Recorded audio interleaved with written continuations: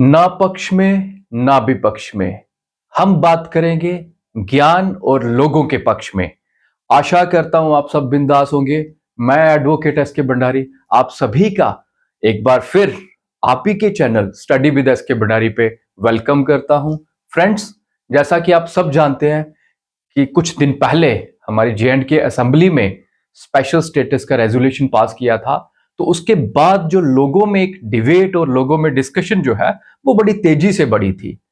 तो हमने सोचा कि हम क्यों ना इस पे, जैसा आप सब जानते हैं कि स्टडी विद एस के भंडारी में हमेशा नॉलेज की बात होती है, ज्ञान की बात होती है।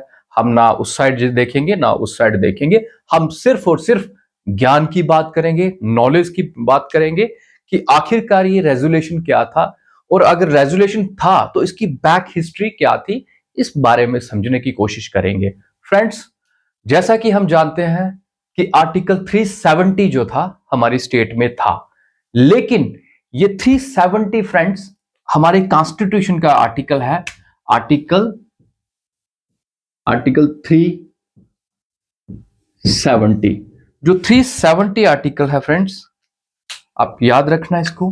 जो 370 आर्टिकल है, आर्टिकल 370, ये पार्ट 21 में है, पार्ट 21 में कॉन्स्टिट्यूशन ऑफ इंडिया में है, जो प्रोवाइड करता था स्पेशल स्टेटस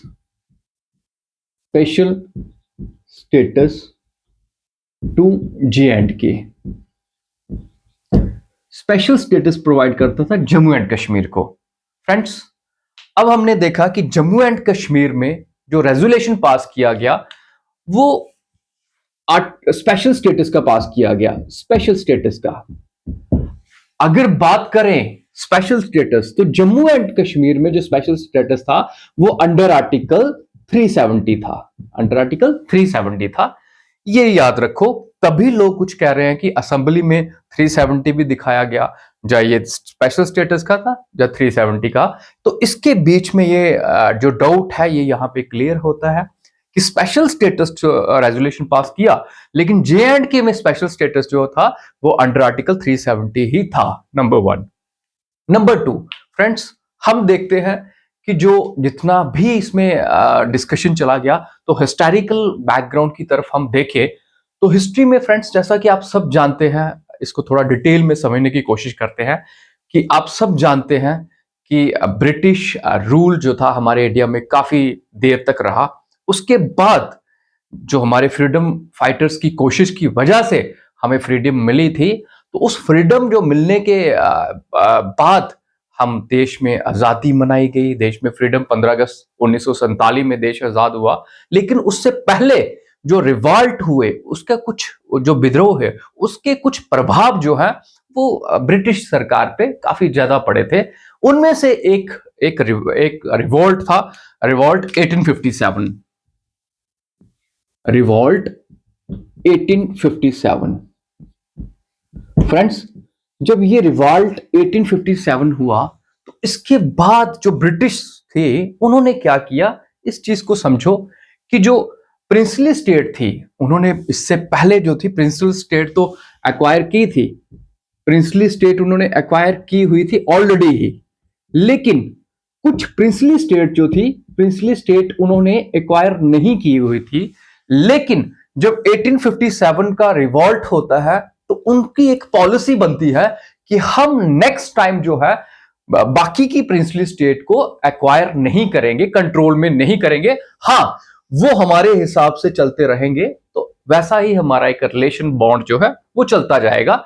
ऐसा मानना था, ऐसी पॉलिसी थी ब्रिटिश की।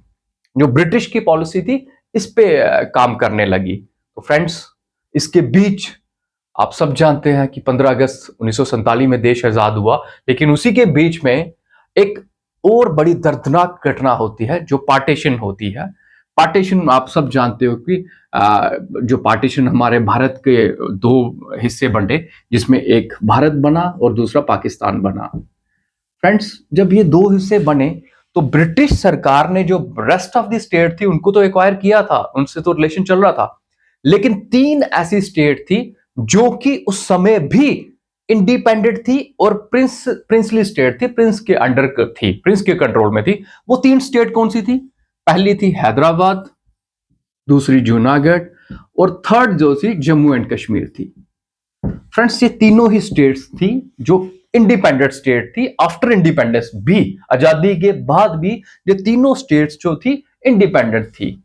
लेकिन आप सब जानते हैं कि हमारे लोकप्रिय नेता सरदार वल्लभ भाई पटेल जी ने अपने अपने एक्स्ट्रा एफर्ट्स की वजह से, अपनी लीडरशिप क्वालिटी की वजह से भारत को, जितनी भी स्टेट्स थी, प्रिंसली स्टेट्स थी, उनमें इंस्ट्रूमेंट ऑफ असेशन करके उनमें विलय किया था। बाकी की जो स्टेट्स थी उनमें अपने में, भारत में मिलाया था सरदार भाई वल्लभ भाई पटेल जी ने। तो इनकी भारत में बहुत बड़ी कंट्रीब्यूशन है, सरदार वल्लभ भाई पटेल जी। इन्होंने जो है विलय करवाया था रेस्ट ऑफ द स्टेट की, अपने जो भारत में लाई थी वो स्टेट्स लगाई थी। लेकिन फिर भी ये 3 स्टेट जो थी रह गई थी। लेकिन इसके बाद क्या होता है कि हैदराबाद को जो है ये तो एनेक्स कर लेते हैं, ये अपने कंट्रोल ले आते हैं थ्रू आर्मी, आर्मी के कंट्रोल से ले आते हैं। इसमें जूनागढ़ में रेफरेंडम होता है और जे एंड के जो है स्टिल इंडिपेंडेंट रहती है, जे एंड के जो है स्टिल इंडिपेंडेंट रहती है। लेकिन आगे की स्टोरी यहां पे देखो, ये ब्रिटिश का ही एक पॉलिसी थी कि बाद में उन्होंने प्रिंसली स्टेट को बोला कि ये इंडिपेंडेंट ही रहेंगे और डिस्प्यूट जो है वो भारत के लिए रह गया। डिस्प्यूट ये स्टिल भारत के लिए ही था, इंडिया के लिए था, इंडियन गवर्नमेंट जो थी उनके लिए ही डिस्प्यूट था। लेकिन जे एंड के अब बात करते हैं जे एंड के की, ये जो थी इंडिपेंडेंट थी। लेकिन बाद में क्या होता है कि एक समय आजादी के बाद, जब आप समझते हो कि 2 हिस्से बन गए, जो हम सब जानते हैं, तो उसमें आजाद कश्मीर फोर्सेस थी, उन्होंने हेल्प ली, सपोर्ट ली पाकिस्तान की। अल्टीमेटली हम जब एविडेंस मिलता है, जब हम देखते हैं, तो वो पाकिस्तान की तरफ से ही अटैक आया। लेकिन ऐसा कहा जाता है कि आजाद कश्मीर फोर्सेस, जहां उनको ट्राइबल्स का नाम भी दिया गया कि ट्राइबल जो है उन्होंने अटैक किया with the support of, with the help of Pakistan. लेकिन पाकिस्तान ने ही मेन जो अटैक किया। जब पाकिस्तान ने अटैक किया तो यहां पे जो हमारे रूलर थे, काफी विजनरी रूलर, हमारे महाराजा हरि सिंह जी, महाराजा हरि सिंह जी जो थी, हरि सिंह जी, इन्होंने कहा कि अब जो है हमें, इन्होंने पहले तो डिसाइड किया था कि ना भारत की, ना इंडिया की तरफ जाएंगे, ना पाकिस्तान की तरफ जाएंगे। लेकिन बाद में जब ये सिचुएशन आई, आफ्टर 3-4 मंथ, जब ये सिचुएशन आई, तो यहां पे हरि सिंह जी ने समझा कि मैं इंडिया से मदद मांगता हूं हेल्प लेने के लिए। किनको कहा? इंडिया को, भारत को। अब जब इंडिया को बोला, तो इंडिया में प्राइम मिनिस्टर, जहां पे आप सब जानते हैं, हमारे फर्स्ट प्राइम मिनिस्टर जो थे नेहरू जी थे, नेहरू जी। अब नेहरू जी थे, तो नेहरू जी और महाराजा हरि सिंह जी के बीच में बात होती है, इनके बीच में। और इनकी अपनी टीम थी नेहरू जी की, और यहाँ पे हरि सिंह जी की भी अपनी टीम थी।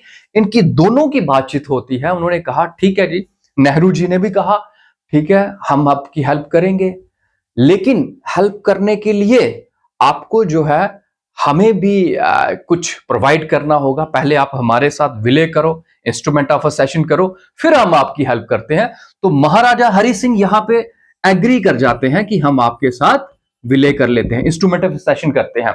लेकिन इंस्ट्रूमेंट ऑफ असेशन करने से पहले फ्रेंड्स, इनकी जो शर्तें थी, आपस में शर्तें हुए, उसमें से जो मेन शर्तें थी, आप ध्यान रखना फ्रेंड्स, कि जो कंप्लीट जो है, जैसे कंप्लीट कंट्रोल जो है वो state of Jammu and Kashmir के हाथ में आ गया थ्रू इंस्ट्रूमेंट ऑफ असेशन। विलय तो हुआ लेकिन कंट्रोल आ गया। जैसे आर्टिकल 370 अब आता है पिक्चर में, आर्टिकल 370 जो है अब पिक्चर में आया, वो आर्टिकल 370 के स्पेशल स्टेटस दे दिया गया जम्मू एंड कश्मीर को, आर्टिकल 370 दे दिया। लेकिन जो मैक्सिमम पावर जो थी, मैक्सिमम पावर किनके पास आ गए? जे के पास, जम्मू एंड कश्मीर की असेंबली के पास जब आई, तो ये 370 आर्टिकल के तहत ही स्पेशल स्टेटस मिला था जम्मू एंड कश्मीर को थ्रू दिस एपिसोड। ये स्टोरी थी।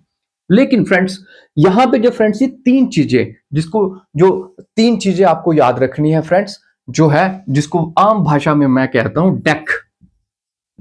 ये डेक क्या है, इस चीज को समझो कि जो 3 चीजें हैं डेक, डेक जो है ये कंट्रोल करेगी सेंट्रल गवर्नमेंट, नेहरू जी की गवर्नमेंट, ये कंट्रोल करेगी सेंट्रल गवर्नमेंट। अब डेक क्या है? पहला deck defence, defence external affairs, जो एक्सटर्नल अफेयर्स होंगे वो भारत सरकार यहां से कंट्रोल करेगी। और थर्ड जो है कम्युनिकेशन, ये कम्युनिकेशन, ये तीन जो थे, तीन पैरामीटर्स थे, तीन सब्जेक्ट पे जो है यहां पे भारत गवर्नमेंट कंट्रोल करेगी। ये भी आपको ध्यान रखना है एग्जाम पॉइंट ऑफ व्यू से। तो इस तरह से दिस इज द स्टोरी कि जैसे 370 article special status Jammu and Kashmir को मिला था। फ्रेंड्स, अब आप सब जानते हैं कि ये 370 जो बना, क्या ये स्टेटस किसी और स्टेट में भी ऐसा है? तो फ्रेंड्स, आपको पता होना चाहिए कि आर्टिकल जो है 371, जो 371 है, ये प्रोवाइड करता है बाकी 11 स्टेट को, और ऑलमोस्ट 11 स्टेट्स को, जो है भारत की 11 स्टेट का, उनको भी स्पेशल स्टेटस प्रोवाइड करता है, जिसमें से हमारी स्टेट आ जाती है नागालैंड, महाराष्ट्र, हमारे मोदी जी की स्टेट गुजरात, और नागालैंड, गुजरात, आंध्र प्रदेश, ये सारी, अरुणाचल प्रदेश, सॉरी आंध्र प्रदेश, अरुणाचल प्रदेश, ये सारी स्टेट्स जो है इसमें स्पेशल स्टेटस में आएंगी। जो स्पेशल स्टेटस का जैसे 371 ए से लेके जे तक जो है स्पेशल स्टेटस प्रोवाइड करते हैं ये। तो बाकी 11 स्टेट में भी स्पेशल स्टेटस है, बट उनका नंबर जो है वो 371 है, 371 है। तो ये कंप्लीट एपिसोड है, ये कंप्लीट कहानी है आर्टिकल 370 की और स्पेशल स्टेटस की। अब फ्रेंड्स, स्पेशल स्टेटस की बात होगी, लेकिन स्पेशल स्टेटस आपको ये भी याद रखना है एग्जाम पॉइंट ऑफ व्यू पे कि स्पेशल स्टेट उन्हीं स्टेट्स को दिया जाता है जो हिस्टोरिकली, सोशली और इकोनॉमिकली प्लस बॉर्डर एरिया से जो डिसएडवांटेज हो, जिनको डिसएडवांटेज, ये वर्ड याद रखना फ्रेंड्स आप, डिसएडवांटेज हो, उनको जो है स्पेशल स्टेटस की कैटेगरी में डाला जाता है। उन स्टेट्स को, ये एक पैरामीटर्स होते हैं, ये पैरामीटर्स फुलफिल होते हो तो जो स्टेट को जो है स्पेशल स्टेटस दिया जाता है फ्रेंड्स। तो आप यहां से आप गेस कर सकते हो कि हमारे महाराजा हरि सिंह जी कितने विजनरी लीडर थे कि उन्होंने, जब ऐसे एपिसोड हुआ, उन्होंने बिले इंस्ट्रूमेंट ऑफ सेशन तो पास किया, लेकिन उन्होंने अपने लिए स्पेशल स्टेटस रखा, 370 रखा कि जम्मू एंड कश्मीर में, क्योंकि हम भी बॉर्डर एरिया से रहने वाले जो डिसएडवांटेज है, सोशली, इकोनॉमिकली, हिस्टोरिकली जो है डिसएडवांटेज थे, तो इन्होंने पहले ही ये स्पेशल स्टेटस रखा।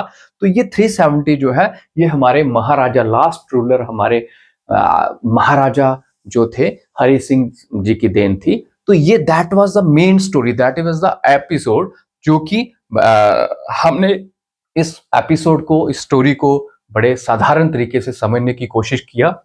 आशा करता हूं कि बाकी के टॉपिक की तरह भी आपको ये टॉपिक भी बड़ा इजीली अंडरस्टैंड हुआ होगा।